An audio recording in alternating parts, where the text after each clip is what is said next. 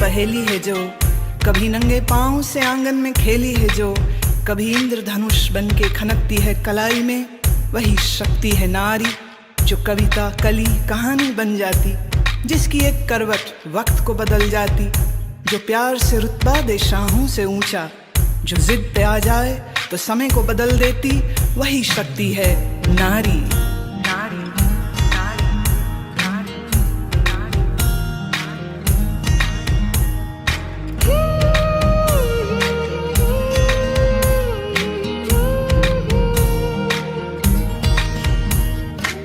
छोटे से नन्हे हाथों में अपनी जैसी ही प्यारी गुड़िया संभाले, छोटे से कच्चे धागे से सारी उम्र का तू रिश्ता बना ले, तुझसे ही है रोशनी, तू ही जीवन तू खुशी, अमुक संगाले तू धूप में साया बने, शुरू दुनिया सारी, तू ही है माँ, तू प्रियतमा, तू ही है बेटी हमारी, कई रूप है तेरे नारी।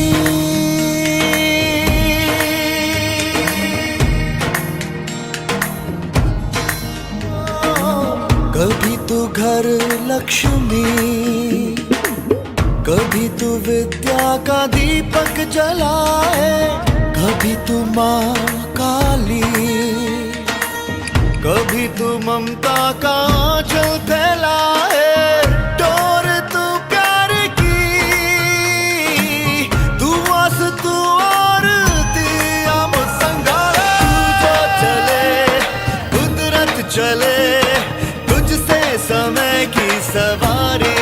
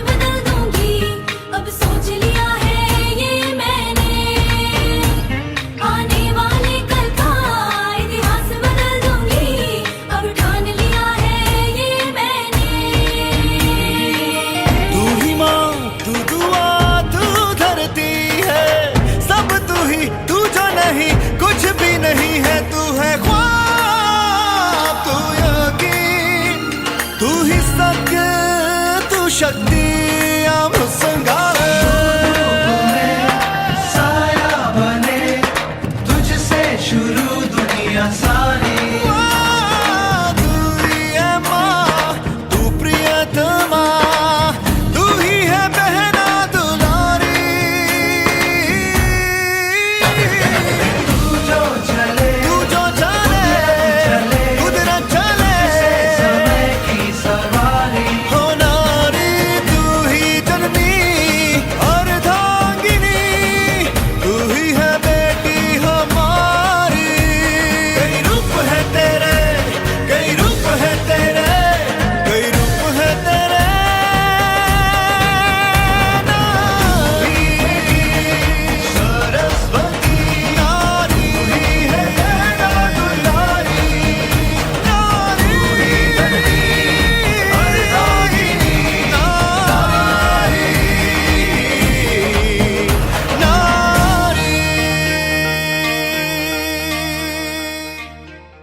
नमस्कार, मैं कीर्ति आपका स्वागत करती हूं हमारे कार्यक्रम नारी एक शक्ति अनेक में।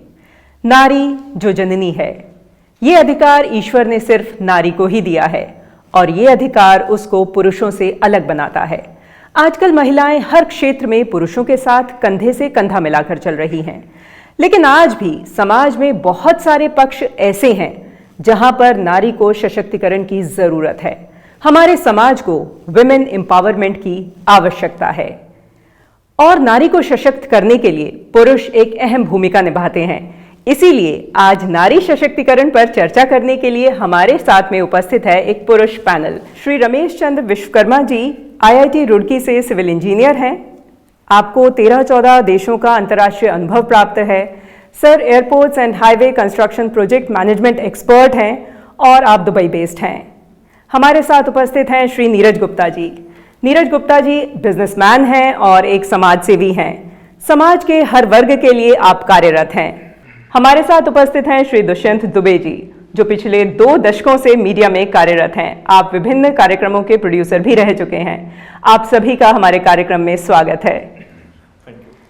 सर, सबसे पहले मैं आपसे प्रश्न करना चाहूंगी, जैसा कि हमारे कार्यक्रम का नाम है नारी एक शक्ति अनेक, आप अपने जीवन में नारी को किस शक्ति के रूप में देखते हैं? नारी एक हमारे समाज और देश और कहना चाहिए मानव जाति के अभिन्न अंग है और उस नारी को हमें और सशक्ति करने की आज ज़रूरत जो है, उसी पे हम लोग चर्चा करने के लिए यहाँ उपस्थित हैं। जो मेरा मानना है कि जो आज नारी को सशक्त करने की ज़रूरत पड़े, उसमें कुछ जो है पिछले हम देखें तो 20-25 सालों में काफ़ी कुछ परिवर्तन आया है और उस दिशा में हमने काफ़ी काम किया है हिंदुस्तान में, और तो उसको हम चाह रहे हैं कि और अच्छी तरीके से हम इम्प्लीमेंट करें और जो भी अबरेशंस हैं, जो भी उसमें विकृतियां हैं, उन सब चीज़ों को हम आगे और अच्छी तरीके से कर पाएँ। नीरज जी, आप बताइए कि नारी को सशक्त होने के लिए इकोनॉमिकली डिपेंडेंट होना कितना ज़रूरी है? देखिए, नारी को सशक्त होने के लिए इकोनॉमिकली डिपेंड होना ज़्यादा मेरे ख्याल से ज़रूरी नहीं है। उसको एजुकेशनली उसको अंदर स्किल्ड होनी चाहिए। अगर वह एजुकेशनली डेवलप्ड है तो वो अपने आप इकोनॉमी अपने आप बना लेगी जी। ठीक है ना जी। मैं आपको बताता हूँ, बहुत सारे आजकल ऐसे उदाहरण देखने को मिलते हैं। बहुत अच्छे परिवारों की लड़कियाँ और वो एजुकेशन में फेल हो जाती हैं, और गरीब परिवारों की और जो वंचित परिवर्ग हैं, रिक्शे वाले की लड़की IAS कर लेती है। ऐसे कितने सारे एग्जाम्पल्स हैं जी।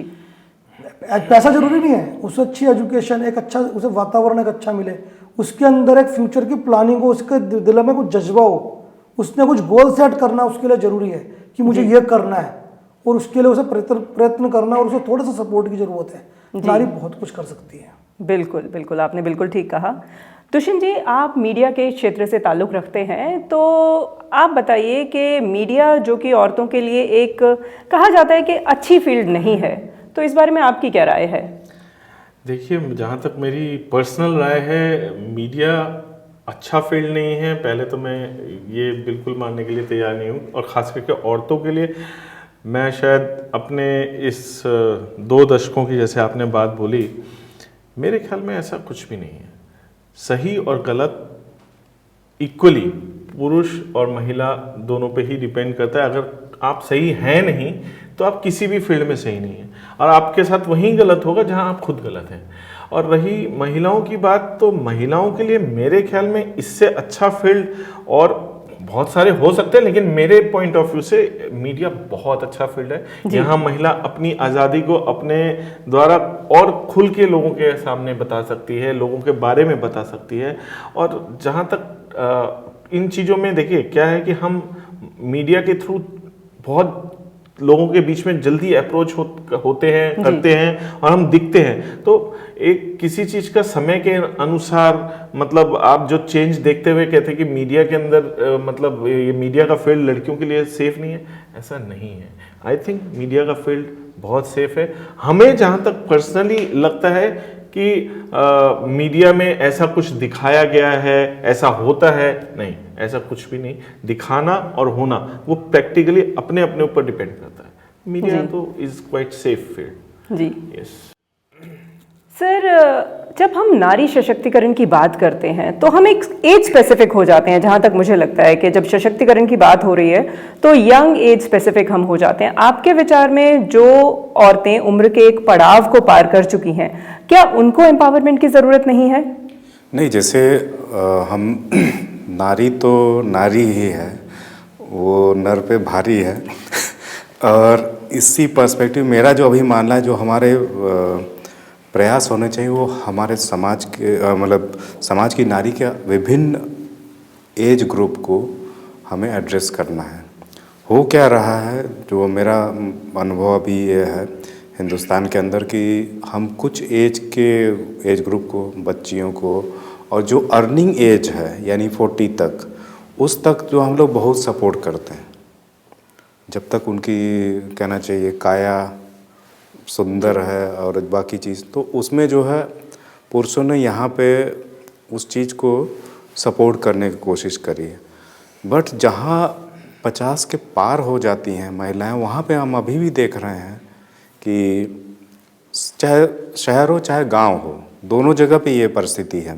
मेरा अनुभव है कि जैसे एक उम्र के पास आप जाती हैं, उसमें जो है आप लोगों को सशक्तिकरण समाज की तरफ से, पुरुषों से और अन्य जो हमारे कहना चाहिए कि प्रशासन है, उनसे भी पूरा सहयोग नहीं मिलता। तो वो एक पहलू है जहाँ पे हमें महिलाओं को, उस वर्ग की महिलाओं को भी सशक्तिकरण करना चाहिए। यहाँ पे मैं इक्विटी की बात करता हूँ।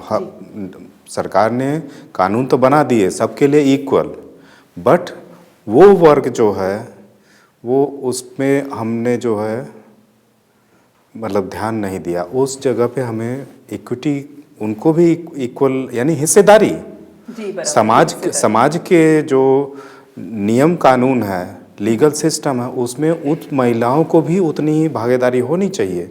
अगर कभी कभी मैंने ये भी देखा है कि एक महिला ही दूसरे महिला को सशक्तिकरण होने से रोक रही है, तो ये भी एक महत्वपूर्ण पहलू मैंने पाया कि महिला ही महिला की दुश्मन है।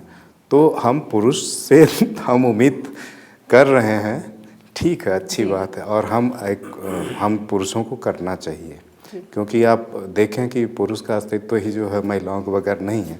तो इन सब परिस्थितियों में मैं चाहता हूं कि जो है आगे जो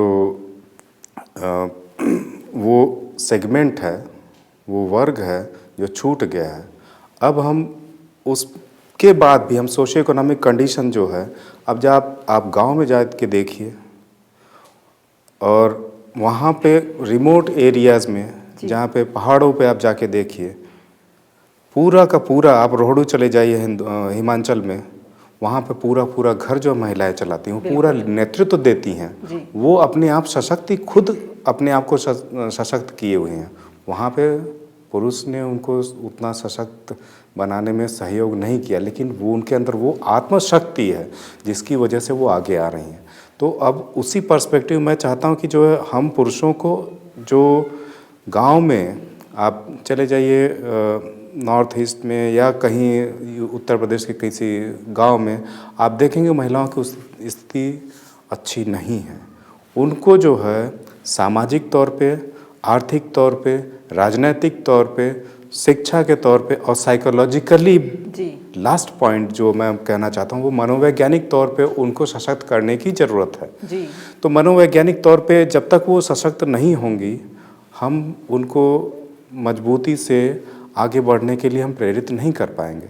तो ये मेरा मानना है कि वो सेगमेंट चाहे गांव का हो चाहे शहर का हो, यानी जो नॉन अर्निंग एज आ जाती है एक उम्र के पड़ाव के बाद, उस सेगमेंट को मेरा मानना है हिंदुस्तान में बहुत ज़्यादा ज़रूरत है। पत्नी सास, यानी सास बहू, पत्नी और माँ, वहाँ पे एक द्वंद्व चला हुआ है। उस द्वंद्व को हमें ख़त्म करना है। उस द्वंद्व को ख़त्म करने के लिए दोनों को हो उतना ही सशक्तिकरण करना पड़ेगा। तो वो द्वंद्व जो है समय के साथ कम हो रहा है। जहाँ पे हमें सेंसिटाइज करने की बात है, उनको सचेतन करने की बात है, जो नई जनरेशन अभी आ रही है उनको तो पावर, कुछ लोगों ने कुछ महिलाओं ने अपने अधिकारों को हासिल किया है।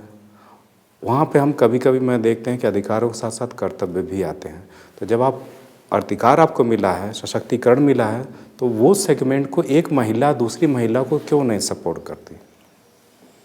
वो बुज़ुर्ग है, उसकी सेवा नहीं हो पा रही। तो ये थोड़ा सा मुझे विरोधाभास नज़र आता है। वो विरोधाभास हमें कैसे जो है ख़त्म करना है। और ख़त्म करने के साथ साथ ये भी एक महत्वपूर्ण अंग होना चाहिए नारी सशक्तिकरण का। रूप कहना चाहिए कि नारी एक और फिर रूप अनेक। जी। तो सर, आपने बहुत अच्छी बात कही अभी कि नारियों को मनोवैज्ञानिक रूप से सशक्त करना बहुत ज़रूरी है। बहुत सारी चीज़ों पे काम चल रहे हैं आज की तारीख में, लेकिन जी आपका ये पॉइंट बहुत ही अच्छा है कि मनोवैज्ञानिक तौर पर नारियों को सशक्त करना बहुत ज़रूरी है।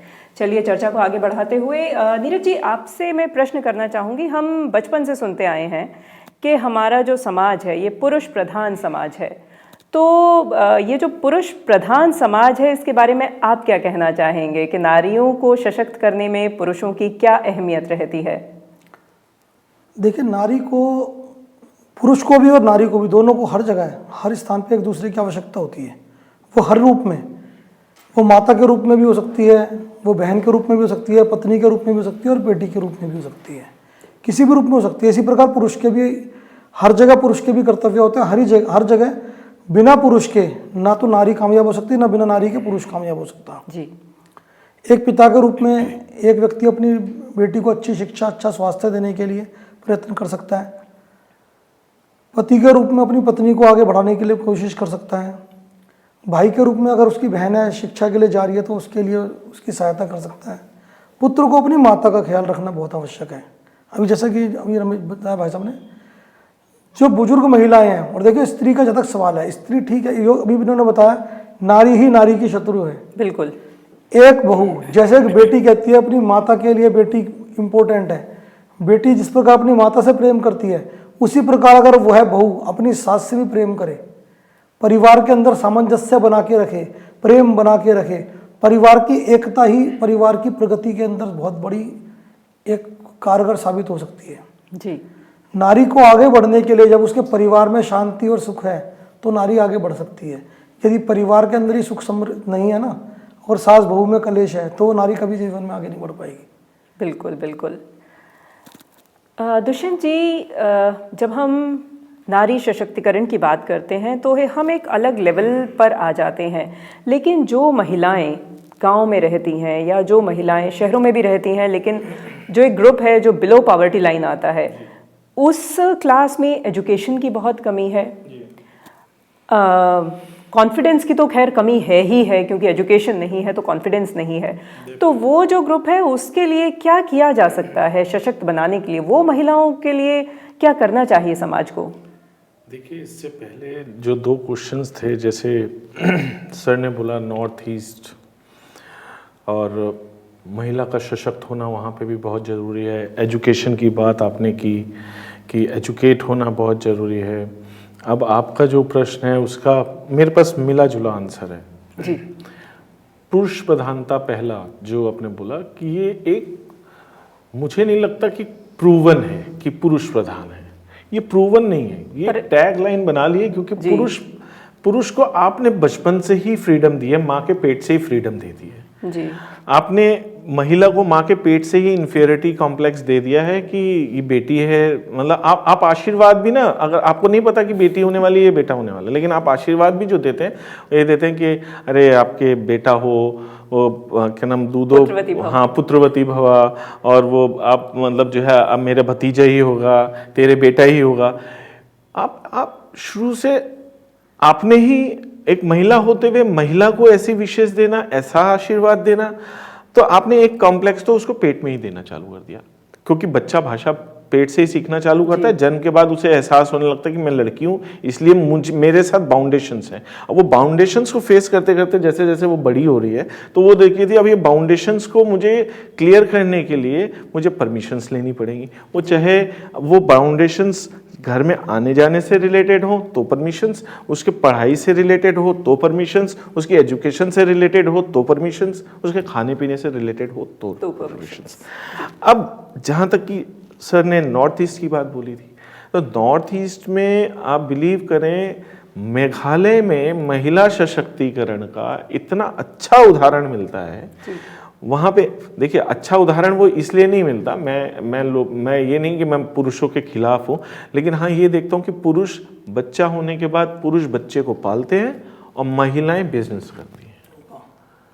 जी महिलाएं वहाँ पे सिस्टम है कि सारा बिजनेस उन्होंने मेघालय के अंदर, जब आप गुवाहाटी असम से जब मेघालय की तरफ चलते हैं तो जितनी फ्रूट्स की शॉप्स हैं, आप जैसे मेघालय में एंटर करते हैं और वहाँ से आप चालू हो जाएं, महिला ही हैं वहाँ और सशक्त महिला हैं। अब आप देखिए हाँ, यहाँ के लोग हम मतलब ये कहते हैं कि उसी ने कमाना है, वो पुरुष प्रधान है, वो घर का प्रधान है, वो गांव का प्रधान है, लेकिन वहाँ ये चीज़ बिल्कुल, यानी कि वहाँ तक तो शादी भी मैंने देखा है, वहाँ जो घर की छोटी बेटी होती है उसकी जो शादी होती है उसमें लड़के को वो ब्याह के लाती है। वो लड़के को ब्याह के लाते हैं, वहाँ पे एक कम्युनिटी है, वो लड़के को ब्याह के लाती है। तो आप क्या कहेंगे, सशक्तिकरण पुरुष प्रधान कहाँ से है? हमारी ये सोच है, ये एक टैगलाइन है। और जहाँ तक नीरज जी ने भी कहा, एजुकेट करना बहुत जरूरी है। बिल्कुल।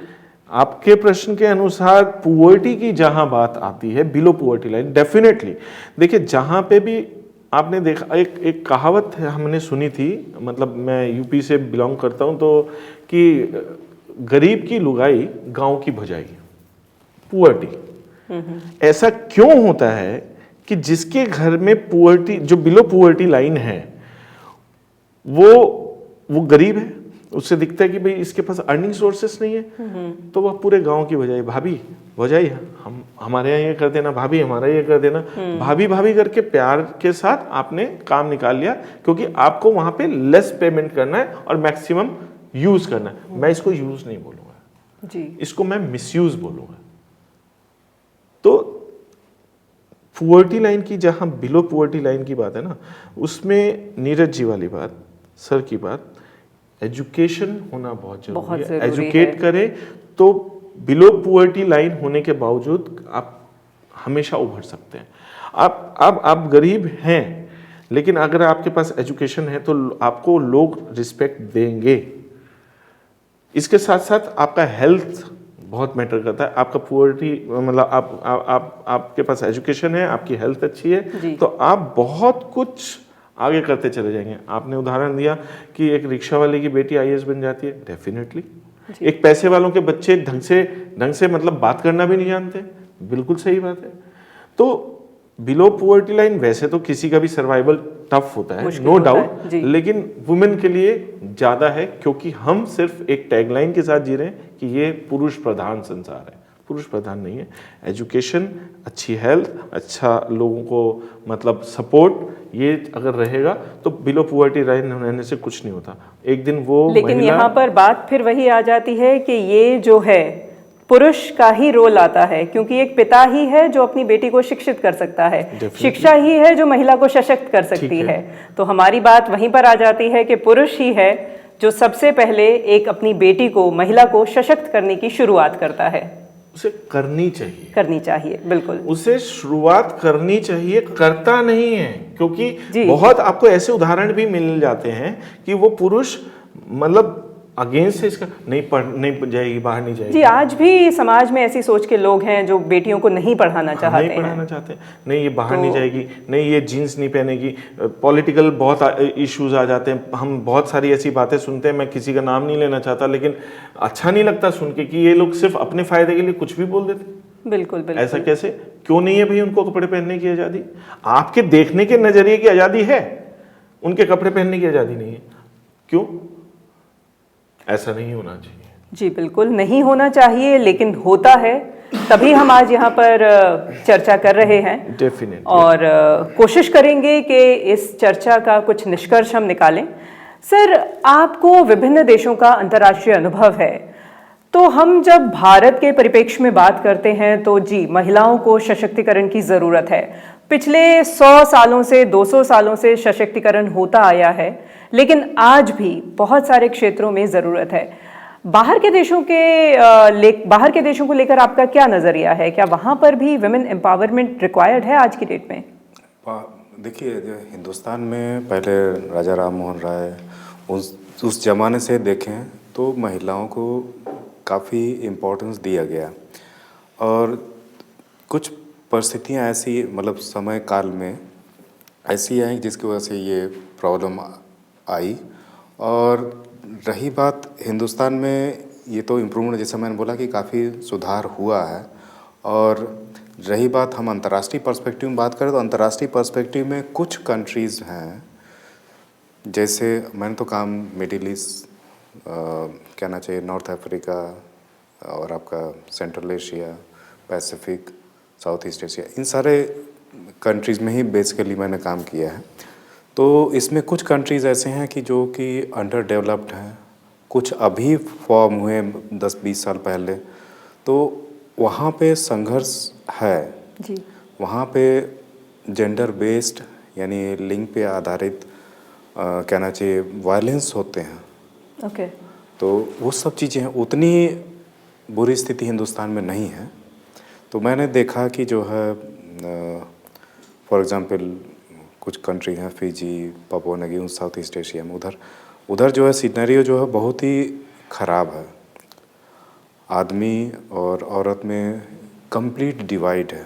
ओके। तो वहाँ धार्मिक चीज़ों को भी जैसे मिडिल ईस्ट में करें या इधर इवन आप कह लीजिए सेंट्रल एशिया में, वहाँ पे भी मैंने काम किया। तो वहाँ पे धार्मिक रूप से भी डिवाइड होता है जी। उसके बाद धार्मिक रूप से वुमेन और मेन के बीच में डिवाइड हो, उसके बाद भी जो है फिर further next level of division है कि वो कहना चाहिए कि डिस्पैरिटी। ओके। तो वो सब चीज़ें हैं। और हाँ, अगर देखें कि लेयर का जो गैप है वहाँ कम है। ओके। यहाँ पे गैप हमारा बहुत ज़्यादा है। तो वो गैप को हम कम करने की कोशिश कर रहे हैं। तो हम हो क्या रहा है कि बीच वाले जो एजुकेटेड क्लास है उसी को हम गैप को कम कर पा रहे हैं, वही उसका फ़ायदा उठा पा रहा है और हिंदुस्तान के पर्सपेक्टिव में। और जो नीचे के जो तबके के लोग हैं उनको फ़ायदा नहीं मिल रहा है जी। जो भी हमारे गवर्नमेंट की पॉलिसीज़ या जो भी चीज़ें चल रही हैं उस तबके को हमें टच करना है। और यहीं पे मैं 2 शब्दों में मतलब डिफरेंशिएट करता हूँ कि जेंडर इक्वलिटी और जेंडर इक्विटी। जी। फ़र्ज करिए कि मैं एक छोटा सा एग्जांपल देता हूँ आपके सामने। भाई साहब की हाइट 5 फीट 6 इंची है, इनकी 4 फीट 4 इंची, मेरी 2 फीट है। और हम सभी को इस विंडो के उस साइड में क्रिकेट हो रहा देखना है। तो मेरे को तो जो है थोड़ा सा ऊंचा प्लेटफॉर्म चाहिए जी। भाई साहब को थोड़ा कम, भाई साहब को और कम। हो सकता है उनकी हाइट ही ऐसी हो कि वो डायरेक्टली देख पा रहे हो। तो यहाँ पे मैं इक्विटी की बात कर रहा हूँ। अगर इसी चीज़ को मैं इक्वलिटी पे लेके आऊँ, जेंडर इक्वलिटी पे, सबको भैया हम 1-1 फुट का ही जो है। लेकिन यहाँ पर आप बात कर रहे हैं कि जिसको जितनी ज़रूरत है हाँ, उतना दिया जाए। हाँ, तो मैं यही पे बात कर रहा हूँ कि इस पे इक्विटी की ज़रूरत है। तो हम जेंडर इक्वलिटी से अपना फोकस शिफ्ट करें जेंडर इक्विटी पे। तो इसी पर्सपेक्टिव मैंने अभी सामाजिक परिवेश में मैंने बताया कि अर्निंग वुमेन जहाँ आप 50+ हो जाती हैं, 60+ हो जाती हैं, हाँ, उस उम्र के दराज में पहुँच जाती हैं, तो वहाँ पे आपको हम फोकस नहीं कर पा रहे हैं। वहाँ पे अन्याय हो रहा है। यहाँ पे हम न्याय और अधिकार की बात कर रहे हैं, लेकिन वहाँ पे हम न्याय और अधिकार की बात नहीं कर रहे हैं। तो इस पहलू को मैं नारी सशक्तिकरण का जो ये मंच है उसके थ्रू मैं वॉइस करना चाहता हूँ। और मैं चाहता हूँ कि इस पे ध्यान दिया जाए। जी, जिसको जितनी ज़रूरत है उसके हिसाब से उसको उसका हक दिया जाए, हाँ। सशक्त किया जाए। जी बिल्कुल। हाँ।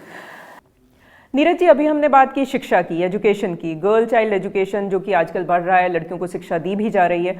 उसके बाद एक दौर आता है जबकि लड़की शिक्षित है लेकिन अब वो चाहती है कि वो अपना करियर बनाए, और उसी दौर में माँ बाप का दबाव होता है कि नहीं बेटा अब तुम्हें शादी कर लेनी चाहिए, अब तुम्हारा परिवार बसाने की उम्र आ गई है। ठीक है, वहाँ पे पहला कॉम्प्रोमाइज़ होता है। उसके कुछ समय बाद ज़्यादातर लड़कियाँ अपनी जॉब छोड़ देती हैं, या कुछ अगर वर्किंग हैं भी, उसके कुछ टाइम बाद इन लॉज का दबाव आता है कि नहीं अब हमें अपना परिवार बढ़ा लेना चाहिए। वहाँ पे फिर से लड़की को कॉम्प्रोमाइज़ करना पड़ता है। तो इस सिचुएशन में आप क्या कहना चाहेंगे? क्या ये सिचुएशन से कभी लड़कियाँ बाहर निकल पाएंगी या उनको हमेशा अपने करियर के साथ कॉम्प्रोमाइज़ करना ही होगा? ऐसा ज़रूरी नहीं है कि उन्हें कंप्रोमाइज़ करना पड़ेगा। और जहाँ तक आपने कहा कि माता पिता का दबाव होता है, ऐसा नहीं है, माता पिता का दबाव नहीं होता है, माता पिता की इच्छा चिंता होती है, इच्छा उनकी होती है। इच्छा होती है कि हमारी बेटी का सही समय पे उसका विवाह हो जाए, उसका घर बस जाए। जी, सरकार ने भी अब 18 से बढ़ा के 21 वर्ष की आयु कर दी है, कम से कम आयु लड़कियों के लिए, और एक अच्छी बात है, अच्छा पहलू है। मेरा विचार है 21 से लेकर 25 के बीच लड़की की शादी हो जानी चाहिए। रहा सवाल कैरियर बनाने का, शादी के बाद भी महिला अपना कैरियर बना सकती है, कोई भी लड़की, ऐसा जरूरी नहीं है कि शादी के बाद कैरियर नहीं बना सकती। बहुत सारे ऐसे एग्जाम्पल हैं, हमारे यहाँ राष्ट्रपति तक बनी है महिला, प्रधानमंत्री तक बनी है महिला, IPS अधिकारी किरण बेदी जी आपके सामने एग्जाम्पल हैं, सभी विवाहित हैं। जी बिल्कुल। ठीक है, तो ऐसा जरूरी नहीं है कि विवाह उनके सामने बाधा है या बच्चे हो गए तो कोई बाधा आएगी, ऐसा कोई जरूरी नहीं है। उनको हाँ थोड़े चैलेंजेस आते हैं, लेकिन वो घर गृहस्थी बसाना भी बहुत जरूरी है, एक अहम है, वो भी करना जरूरी है। लेकिन यहाँ पे मेरा सवाल वही है, ठीक है ये एक्सेप्शंस हैं, महिलाएं हैं लेकिन एक्सेप्शंस हैं, पर ये जो सवाल खड़ा होता है ये हर महिला की जिंदगी में खड़ा होता है, और यहाँ पर शुरू होता है पुरुष का रोल। तब ऐसे स्टेज पे पुरुषों को महिलाओं का साथ देना ही चाहिए, लेकिन ज़्यादातर केसेस में ऐसा नहीं होता है।